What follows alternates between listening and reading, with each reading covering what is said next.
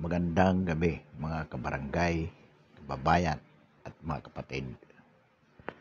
Napanood po natin sa balita yung dyan po sa Maynila. Ah, Nakapila po sila para magpag-vaccine. Nakapila po sa baha at ayon sa balita mula po madaling araw hanggang tanghali o hapon, inabot po yan. So, makikita po natin mga kabarangay, kawawang-kawawa po yung ating mga kababayan. Umiiwas, kaya po tayo nagpabakuna simula madaling araw, kahit baha, pumipila po ng ilang oras upang maprotektahan mula sa sakit ng COVID. Ngunit exposed naman po tayo sa panganib dahil sa una po yung dulot ng baha, yung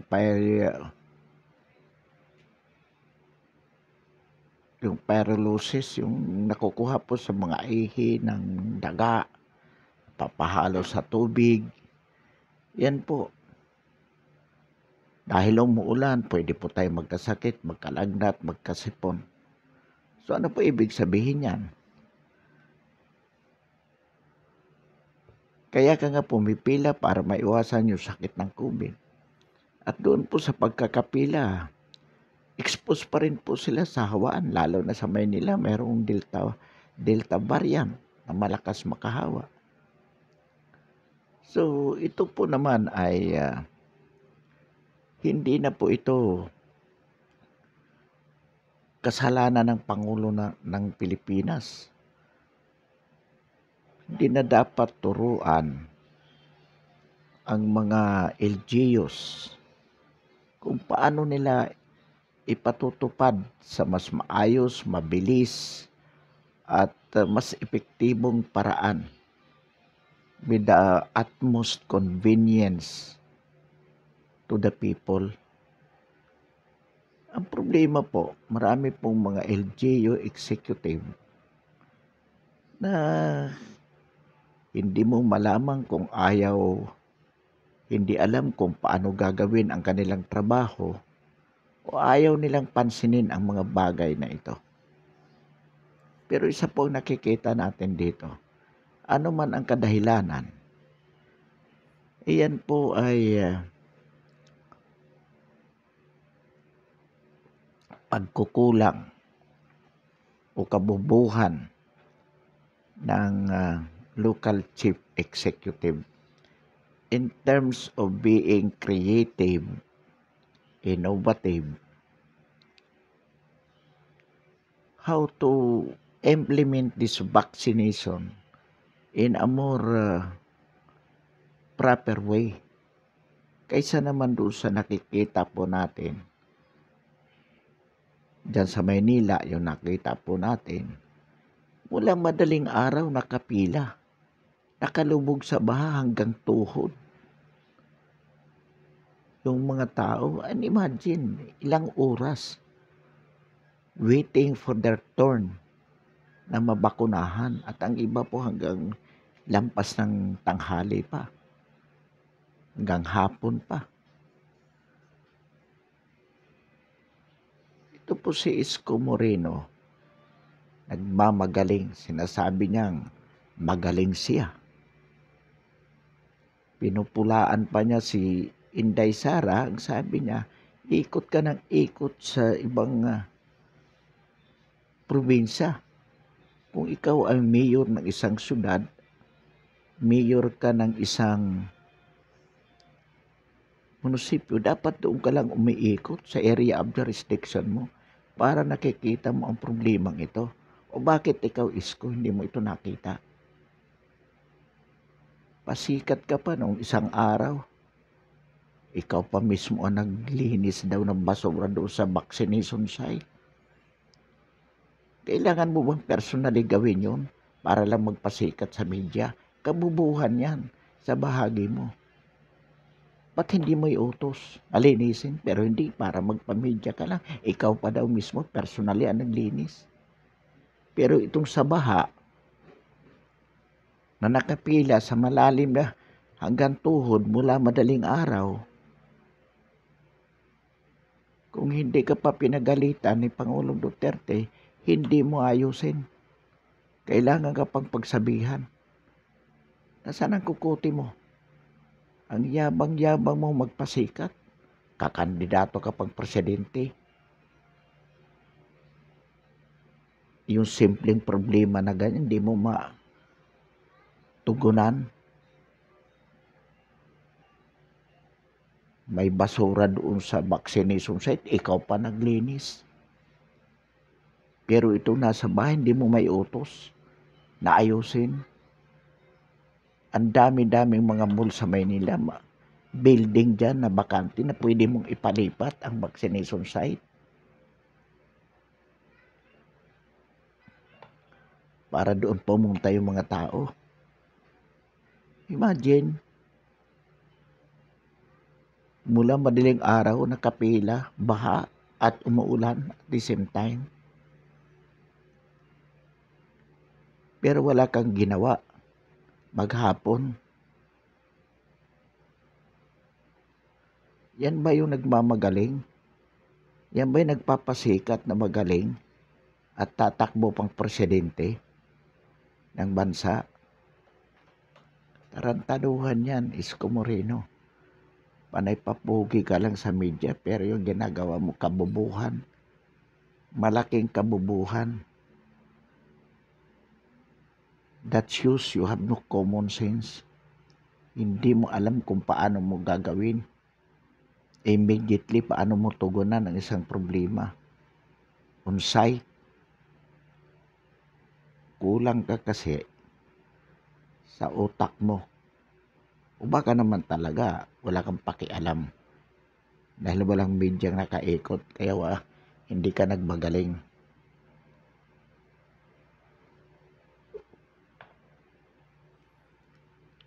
Ito po pinupunaan natin. Marami din pong LGU dyan. Na hanggang ngayon, 3 buwan nang nakapagparehistro. Hanggang ngayon wala pang confirmation yung mga registrants. Kung sila ba'y nakarehistro o hindi. Yung iba na-confirm na nga pero hanggang ngayon, ilang buwan na rin, wala pa rin schedule for vaccination. Alam po natin mayroong nandyan yung Delta variant na madaling makahawa. Bakit sinasabi ng national government padaliin, nandyan naman ang mga vaccine available. Bakit hindi yan ma-process? Meron naman tayong nabalitaan sa ibang bayan. Ang barangay pa mismo ang nagsasabi, pumunta na kayo sa city sa munisipyo. Mga senior, kahit hindi kayo nakapagparehistro doon, walk-in, pwede na. At nabakunahan agad yung mga pumupunta doon na hindi na pumipila ng napakahaba mula madaling araw. Bakit nagagawa yan ng ibang LGUs? Dahil magaling ang mayor doon? Hindi kasi pwedeng papugi-papugi lang, lalo na ngayon mag-i-eleksyon. Ang problema, itong trabaho nyo gawin nyo na mas epektibo, mas convenient sa taong bayan at diyan kayo hahangaan. Hindi yung dadampot ka ng basura. Ikaw mismo personally maglilinis dahil nakita mo marumi. Katangahan yan. Nandoon kay pag-utos mo, linisin yan. Bakit yan ganyan? Pero yung ikaw yung dadampot, kalukuhan. Tapos makikita mo yung mga tao nakalubog sa baha kinabukasan mula madaling araw. Alam mo nagbabagyo, bakit hindi maghanap ng binyo na dapat hindi naulanan yung mga tao at mabilis yung turnover. Imagine, waiting under the rains with flooded area for how many hours. Kaya ka nagpapabakuna dahil umiiwas sa sakit. Pero doon habang nakapila ka, magkakasakit ka.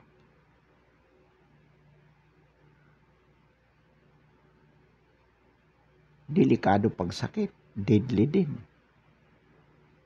At mismo yung sakit na iniiwasan mo, pwede mo ring makuha habang nakapila ka sa tagal niya doon na naka-expose. Halos wala ng social distancing. Pati matatanda nakapila. Yung COVID, something to do with respiratory disease, yung sipon, lagnat. Doon pa lang malalalagnatin ka na sa ulan, sa kababad ka sa baha.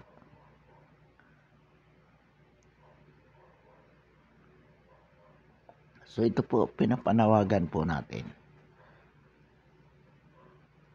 Pero very disgusting talaga yung nakita natin sa Maynila pa ito sa jurisdiction ni Isko Moreno. Na kung saan ito si Isko Moreno. Kaya naman nagiging kapansin-pansin ang ginagawa ang nangyaring ito, mga kabarangay. Sapagkat si Isko Moreno, puna ng puna, dito kay Sara Duterte na di umano ikot ng ikot sa panahon na dapat siya ay manatili lamang sa kanyang syudad upang makita niya ang problema laban sa COVID, laban sa kung ano man. Kailangan ang paglilingkod. Kaya hindi siya lumalabas ng Maynila. Dapat doon lang siya umikot. Hindi ka nga lumalabas ng Maynila. Diyan ka nga lang umiikot. Pero siyempre problema na napakabigat. Hindi mo masolbar. So anong ginawa mo? Natulog ka ba ng mga araw na yon? Maghapon ka nagtulog, hindi ka umikot. O sadyang hindi ka pumunta roon dahil hindi mo alam kung paano solusyonan ang problema. Nagtago ka. Yung bais ko. At ang pansin-pansin pa rin dito ay pasikat ka ng pasikat para pick-upin ka na maging presidential candidate. Kunwari, pag kawin na interview, hindi ko pa pinag-iisipan yan. At kung ako'y kakandidato, hindi ko kailangan ng tulong ng kahit anong partido ng endorsement ng ibang tao. Mayabang ka kung magsalita. Kala mo talaga napakagaling ka na.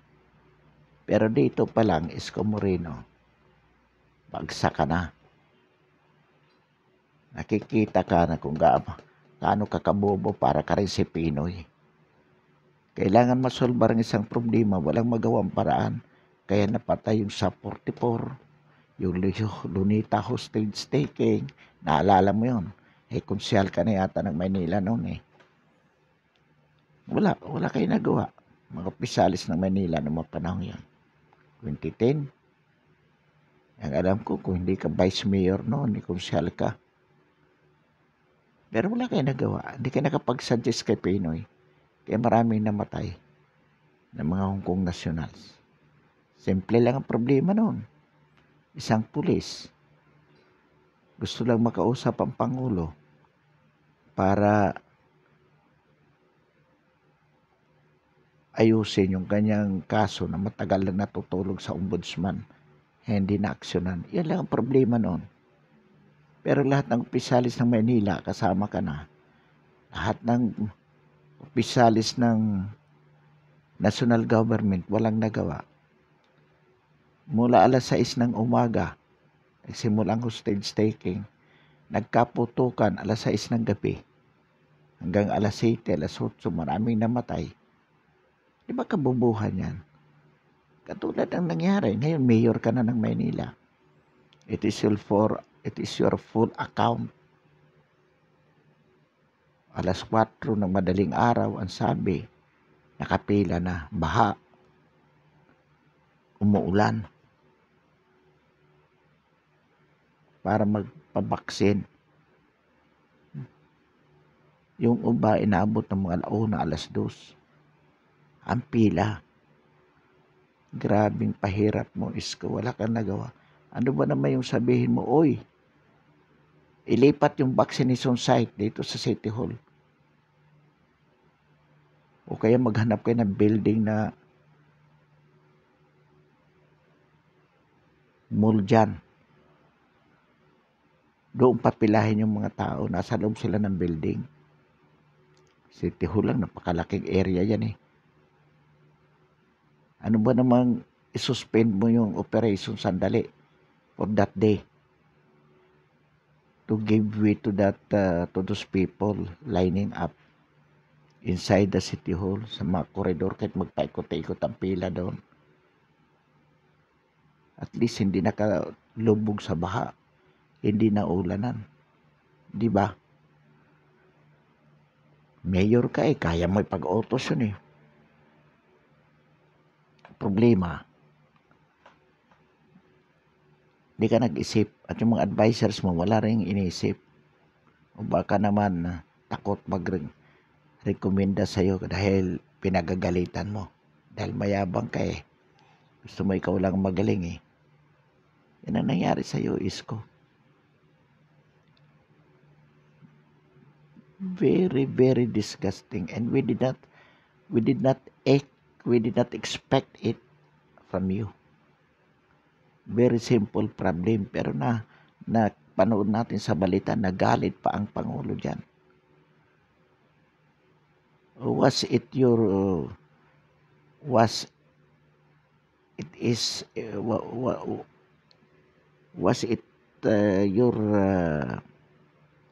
design, thinking it could be blamed to the president instead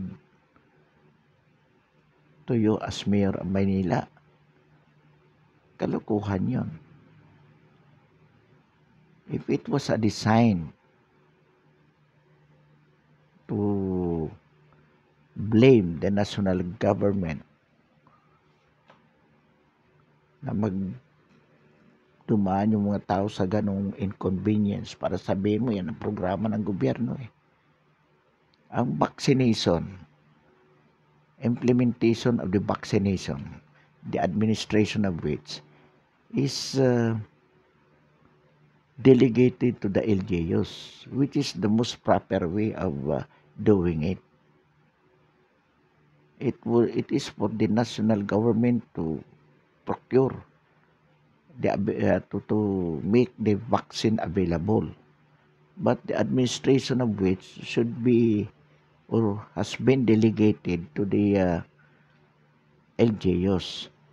So, yung mga inconveniences ng mga vaccines, that is accountable of the Chief Executive, LGU Chief Executive. Kaya yung sa Manila, that was your account. That was your account. At doon nakita na mahina ka sa simpleng bagay na yan. How much more with respect to a big problem confronting you, as for instance, a President of the Republic of the Philippines, assuming you would be elected. Marami nagtutulak sa iyo eh, dahil akala magaling ka. But based on that situation, hindi ka magaling. Kasi hindi mo na-aksyonan eh.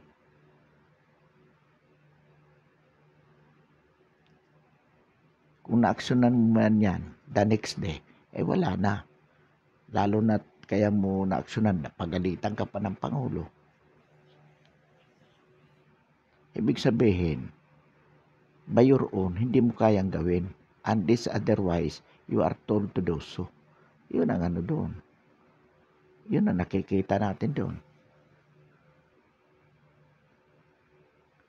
Kaya bawasan mo yung yabang mo, pare ko. Bawasan mo. Accept the fact that you need to learn more. Pagbutihin mo muna yung performance mo sa Maynila. At yung puna ka ng puna sa iba.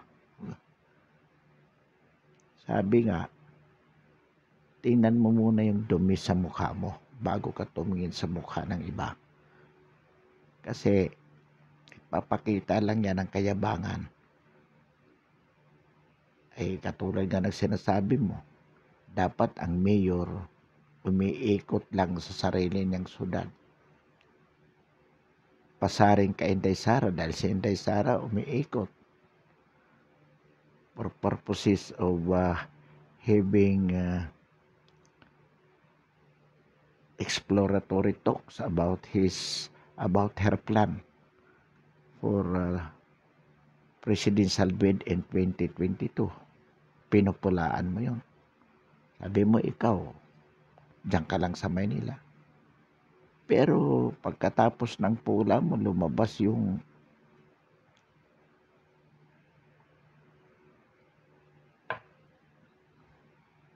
evaluation ng mga local chief executive kung sino yung top performers. Number 1 sa buong Pilipinas si Sara. Ikaw sa NCR, di ko nga alam kung napasama ka eh. Napasama ka, baka pang-4, pang-5. Ang number 1 si Joy de Belmonte. Ikaw pang ilang ka doon, Isko Moreno. Pero pinagyayabang mo yon na ikaw ay umiikot lang sa syudad mo. Ay bakit hindi ka naging number 1 sa NCR man lang? So anong implication?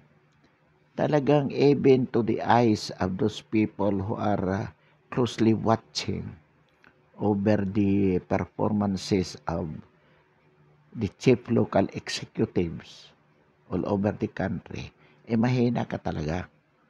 Mahina ka. Ikot ka ng ikot pero yung performance mo hindi substantial. Ibig sabihin niyan, paikot ka lang ng ikot for media mileage purposes. So gusto mo lang magpasikat sa media. Pero yung performance mo hungkag, walang sustansya. Sa bagay, wala ka namang talaga makikitang ano ba naging achievement mo so far as a mayor. Yung Dolomite dyan sa Luneta, sa Ruas Boulevard, sa Manila Bay, hindi mo naman performance yan. Yung traffic decongestion, hindi rin masasabing performance mo yan kasi that is an account of, it is accountable to MMDA, to the national government, sa DOTR. So, wala kang performance. Buti pa nga si Vico Soto sa Pasig, napabalita minsan na yung mga matagal ng kaswal dyan for 10 years, naparegular niya. Nabigyan niya ng mga item.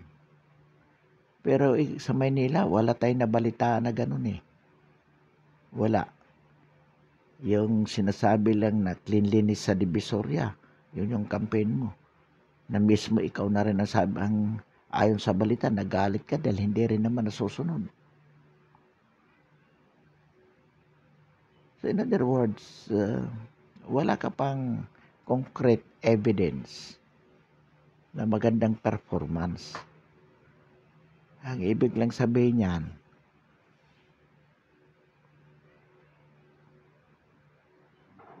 bula ka lang ng bula. Ginagamit mo lang ang pagka-artista mo. Sabagay, kung tutusin, trapo ka na rin naman sa Manila eh. Bakit? Ilang termino ka bang naging konsyal? Ilang termino ka bang naging vice mayor? At ngayon, first term mo sa mayor. Nung konsyal nga eh.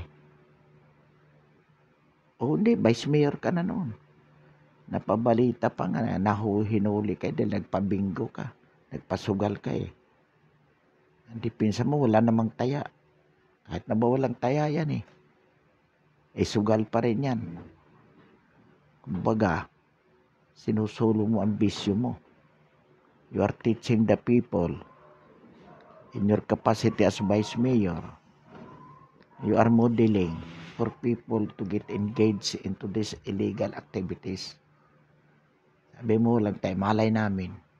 Malay mo kung ang taya na hindi lang naka-expose. But even walang taya assuming, pangit pa rin yun for a vice mayor to do that. Tapos ang lagi mong, ang yabang mo. Yung tarpaulin na nagsasabi na persona non grata ang CPP, NP, sa Maynila, pinatanggal mo. Sabi mo, kailangan magkaisa. Hindi dapat yung ganyang divisive pronouncement. Tinamaan ka ng lintik, makikipagkaisa ka sa CPP, NP. Ang isang mayor makikipagkaisa. Sabagay kasi naman totoong ikaw ay komunista eh. Isa ka sa mga consultant ng NDF eh. Protector ka ng CPP, NPA, NDF. Yan, yung mga negative sa'yo. As to positive, wala pa tayo nakikita, pero ang dami ng negative para sa'yo. Sana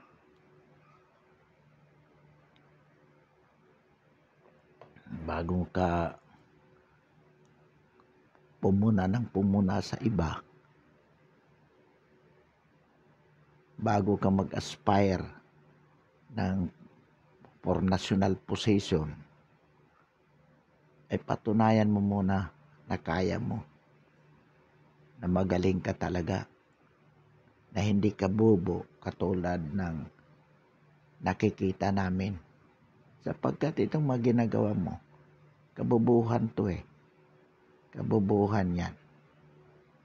Imagine, from 3 or 4 o'clock in the morning, pipila yung tao sa baha. Take note ha, ang baha hanggang tuhod. For that long hours, nakababad ka. And at the same time, it was raining. It was raining. Nagtiyaga ang mga taong pumila sapagkat gusto nilang they wanted to be vaccinated. Yan ang kumpanya natin eh, ng gobyerno. Dahil mayroong banta sa Delta variant. At sa Maynila mayroon na. Alam mo yan. There are people exposed already or already contaminated with Delta variant mismo in the city of Manila. So kung may thousands na nakapila for that long time, hanggang tuhod ang tubig, marumi,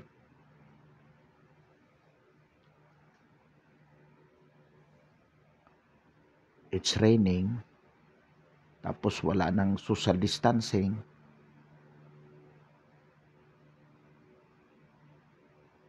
yung sakit, the disease that they wanted to avoid by way of vaccination ay mismong makukuha nila habang nakapila. Kasi hindi natin alam sa dami ng mga tao doon. Mayroong ilan siyempre na contaminated. O kung wala man, the exposure itself will endanger them. Saka yung dulot ng baha na sakit na delikado. Ano yun? Pyrolysis.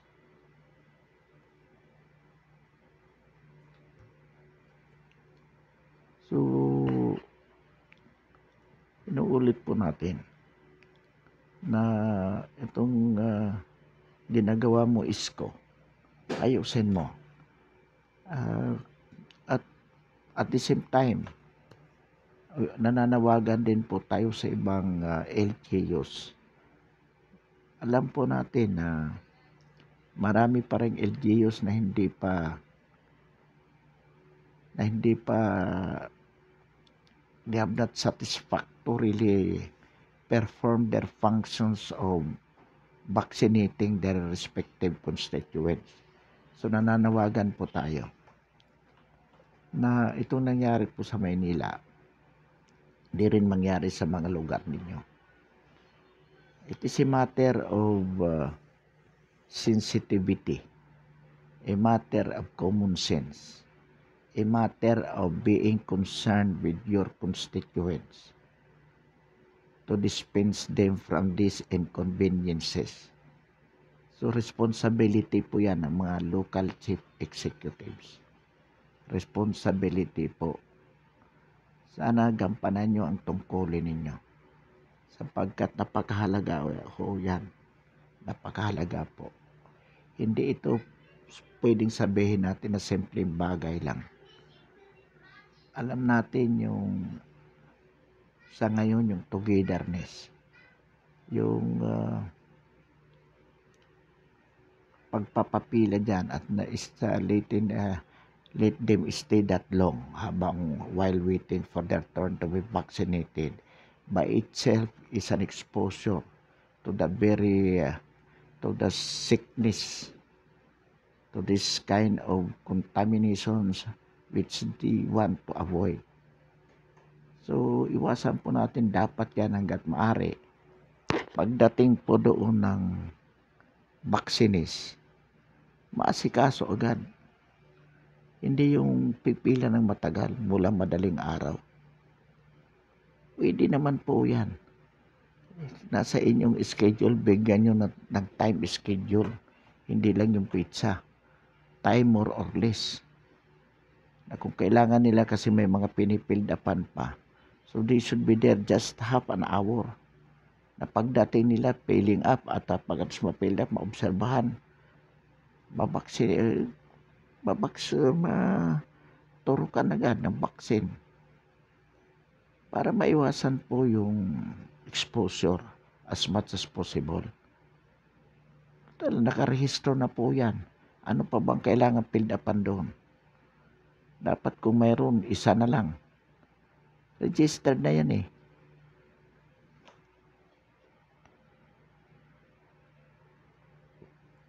Pagdating doon eh, pwede namang i-check agad kung kailangan i-check ang condition. Pero gawan po ng paraan. Sabihin dahil hindi po excuse yung marami kasi. Marami kasi yung ano. Di huwag kayong magpa-schedule ng marami. Yung kaya lang for the day. In relation to your staff assigned to do the job. Mag-schedule kayo ng libo. Yung pala naman, ang kaya lang 100. Di talaga maraming pipila. Tapos babalik-balik pa. Maghapon na pipila. Exposure yun. Kung 100 lang everyday ang kaya, di 100 lang ang papuntahin doon. Maasikaso. Kung kinakailangan mag-overtime kayo, why not? Hindi po kasi excuse yung marami, kunti ang staff. Given the situation, di ayusin ang scheduling. Ang tao naman, di kanwin, nakapaghintay na nga ng 3 buwan. Nagparehistro na nga. Confirmation pa nga lang, ang tagal na eh. Pero dapat yan, 30 minutes should be the standard time. Pagdating doon, within 30 minutes, maturukan siya para kung wala namang problema, he can be released immediately. So, ang tao hindi nag-accumulate. Yun po ang dapat. So, pansamantala po, wakasan natin ang ating talakayan ngayong gabi.